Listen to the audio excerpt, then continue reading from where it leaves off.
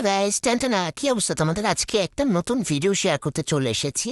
আমার শুনে অনেকদিন ধরে ক্রেভিংস হচ্ছিল আমি একটু চটপটি খাবো, কারণ হচ্ছে আমি ফেসবুকে স্ক্রল করতে করতে হঠাৎ করে দেখি ফরিদপুরে ফেমাস একটা চটপটি আছে, সেটা হচ্ছে শাহী চটপটি। তো ফরিদপুরে যাওয়া তো আমার পক্ষে পসিবল না, কারণ এটা অনেক বেশি দূরে আর আমার ওখানে হচ্ছে কোনো রিলেটিভও নাই।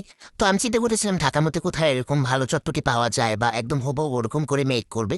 তো হঠাৎ করে দেখি একটা প্লেস আছে আমাদের মোহাম্মদপুরি, একদম আমার বাসার কাছে।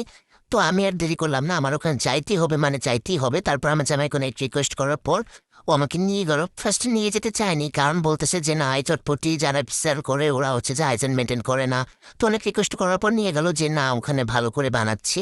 তো দেখো চটপটিটা দেখতে কতটা ইয়ামি লাগতেছিল। নর্মালি সব জায়গায় শুকনো টাইপের আর কি চটপটি, মানে বাট এটা একদম শুকনো না।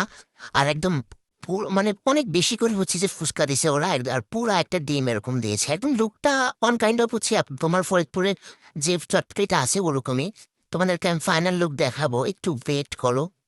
আন আর হচ্ছে যে ওটার ভিতরে একটা টক দিছে, টকটা বেশ ভালোই ছিল। আর মোটামুটি দোকানে ভালোই ভিড় ছিল। আর এই দেখো একদম কত ইয়ামি লাগতেছে, একদম ক্লোজ করে একটা আমি ভিডিও নিয়েছিলাম। আর তারপরে আমি কিছু হচ্ছে যে ফুচকাও নিয়েছিলাম, বাট ফুচকার সাথে যে টকটা ওরা দিছে ওটা একদম নর্মাল ছিল।